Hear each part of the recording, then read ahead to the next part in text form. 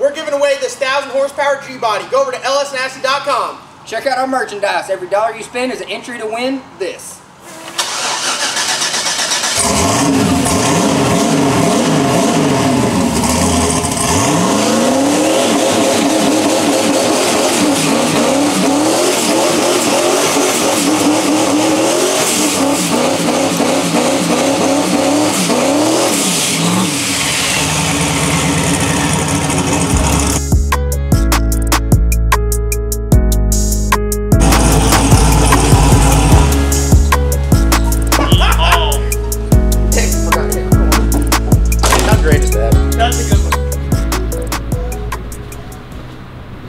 Look at this.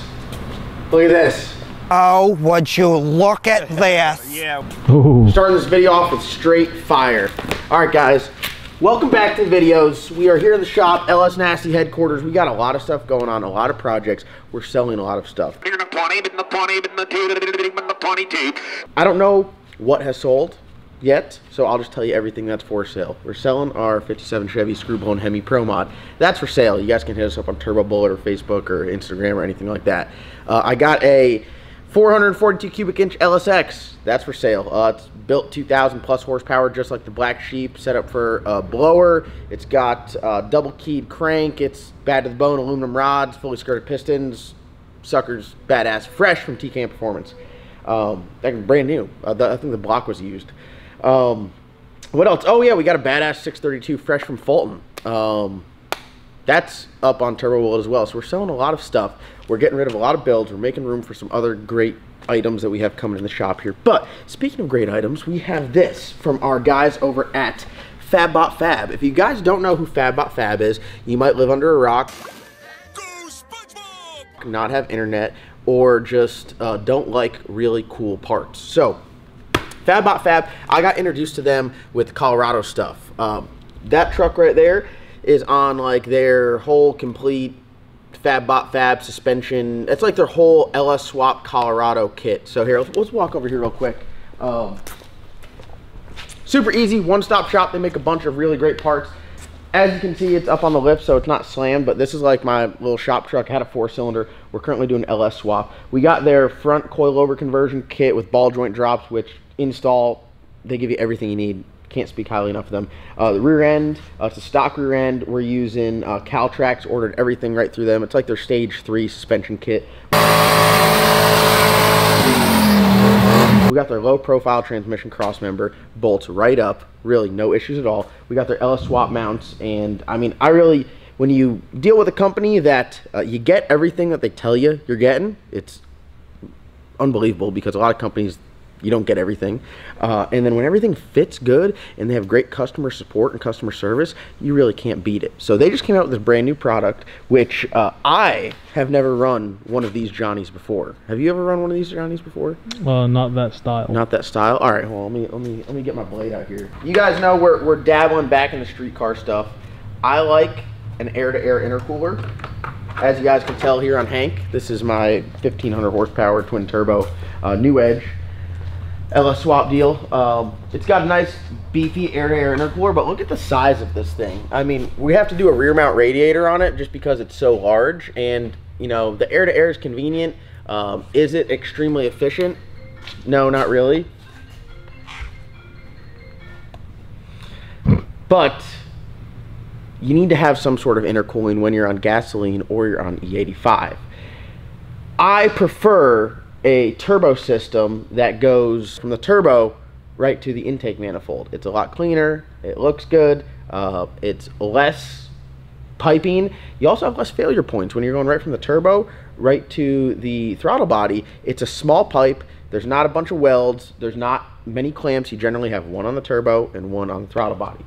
So in order to kind of give you the best of both worlds, FabBot Fab has come out with a low profile air-to-water intercooler hat for a Holley low ram, mid ram, or high ram. Now, these hats are out there. A lot of people make them, but I like this one the best because it's just badass. I mean, it's just badass. I mean, I don't know what to tell you. Very compact, very low profile, The issue that a lot of people have with these is sometimes they just sell the brick and then you got to put the hat on top of it, and there's no chance that this will fit under the hood of whatever you are trying to put this on. So this thing here, this is my first, like, this is live reveal. I've seen pictures of it and it is badass. Oh, this sucker is nice.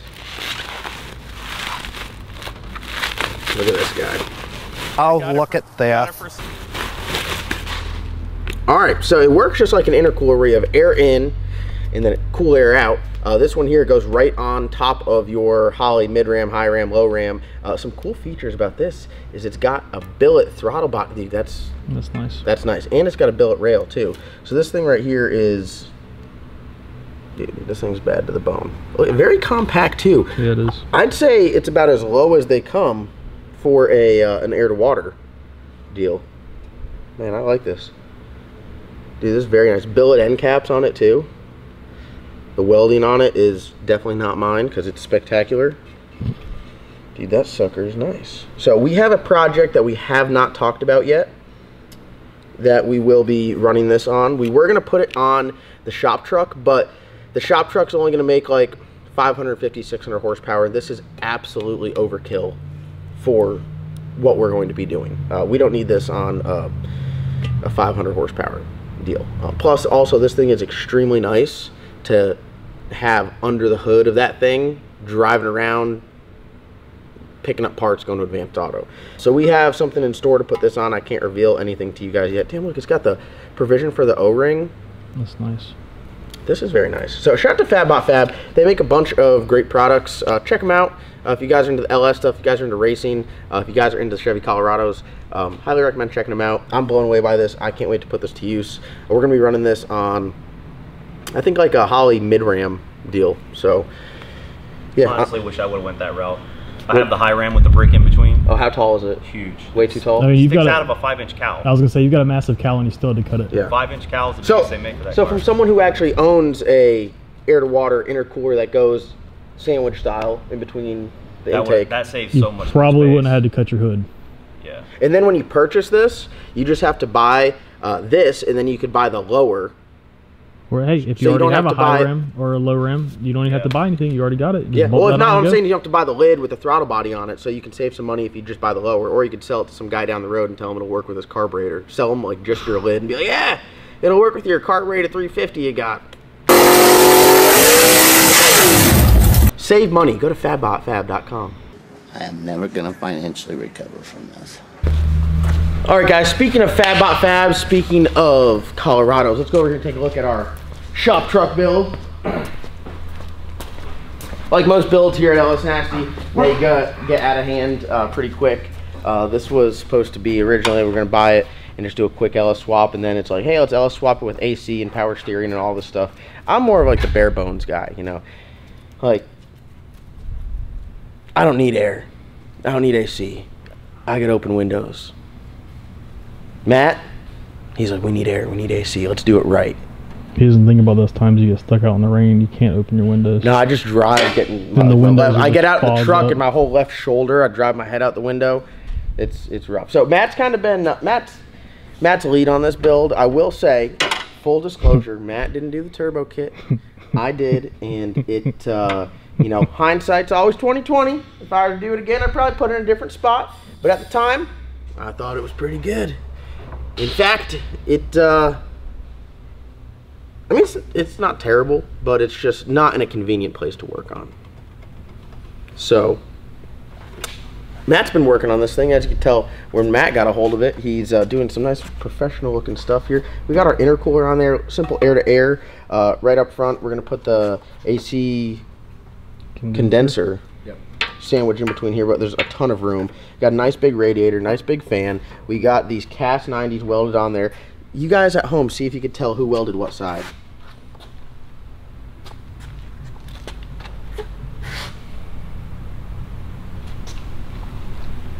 Virtually identical. Virtually identical. Close enough. Close enough. I mean, it's if we're going for welding there, they're both stuck on there. So this is kind of where we are now. Matt, you're the chief engineer on this build. You want to take it away from here? trying to run a dual ECU. We cut pretty much all the factory harness out of it, and we went through and figured out what. Well, please clarify when you say we. When you say we, who went through that? Did you give John a pair of snips? I had nothing to do with this. This is all Matt there. Matt's being generous saying we on that one. That's Matt. Matt is the wiring expert here at LS Nasty. He's spearheading all this. All right, go ahead.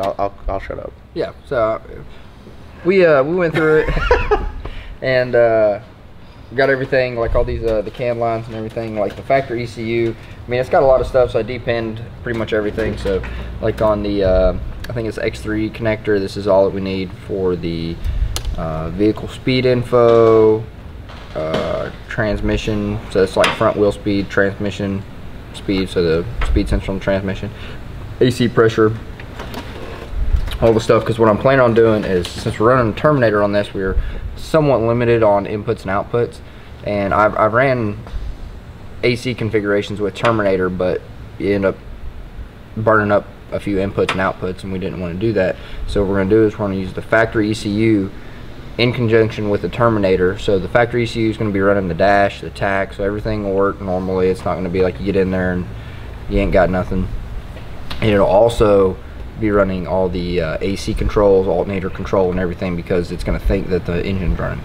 One slight setback is the E67 PCM. It does not support a 24 tooth reluctor, and this motor has a 24 tooth reluctor.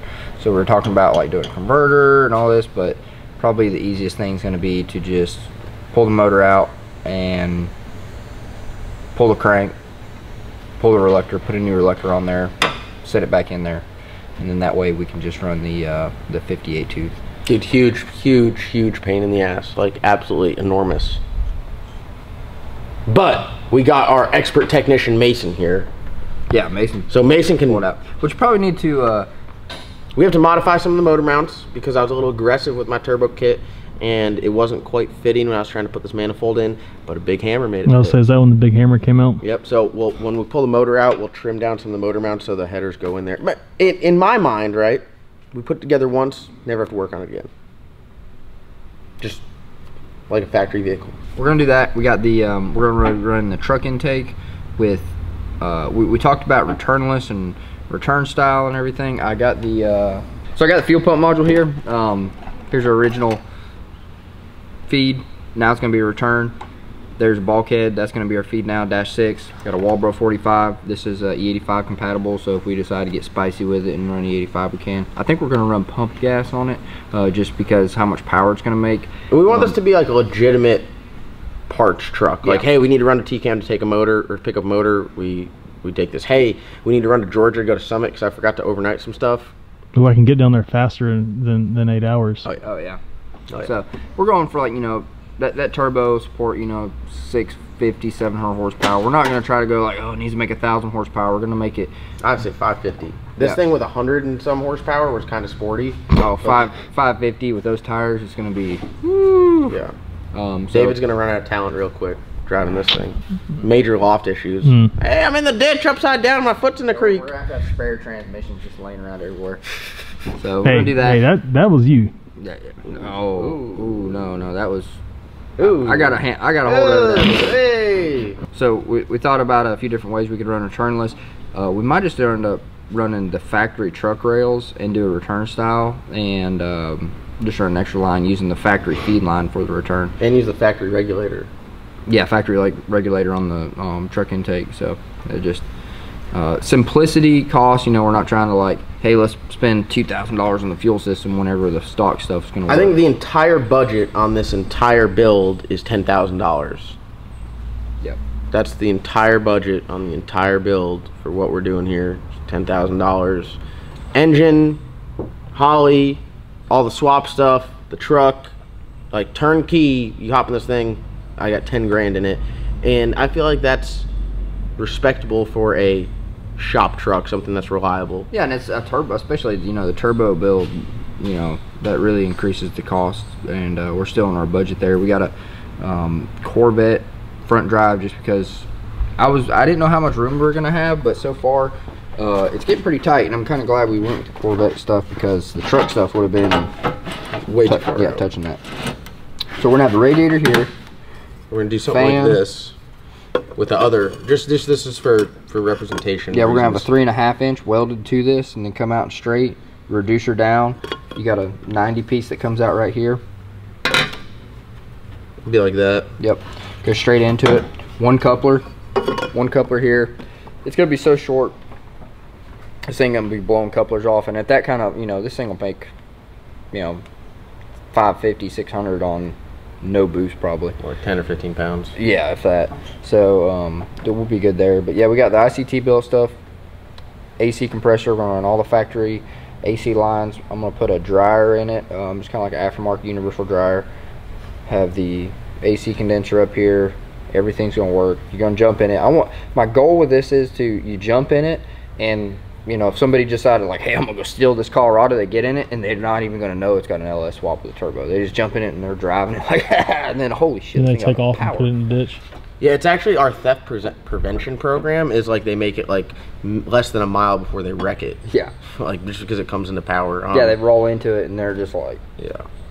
God, imagine like coming back from TCAM with like 2 motors in this sucker and you damn goose it next to the Mustang and send her into the ditch. Well, I guess that's our game plan with this, huh? Yeah, it's going along pretty good. We're kind of just working on this here and there. The last video was talking about how I'm selling a bunch of stuff. We're gonna add an addition and put a plasma table and stuff in here. So the goal is to get as many projects done so then we can focus on this one big project we have as a future goal. So you know, we're gonna be knocking some stuff out. Get the motor done for the Red Lobster and just stick that in there. Matt and I were working on the Bad Apple. We got to make some headway on that here. Get the Pro Mod sold. You know, putting the Black Sheep together, that takes like a day. So we're trying to really get stuff knocked out and rolling here. And this one here is like I guess like an addition, an extra project that we probably could have done without. But what do you think? Another week of working on it? Yeah, you know, some of the stuff is. Anytime you're building something like this, you guys, you know, at home, you realize, like, you think, oh, well, one thing can seem like the simple stuff can turn into like, wow, this was a lot more difficult than I thought, and then the stuff that you're like, that's going to be a pain in the ass just goes smooth. So right now, so far, everything has been pretty good. Except for the crank.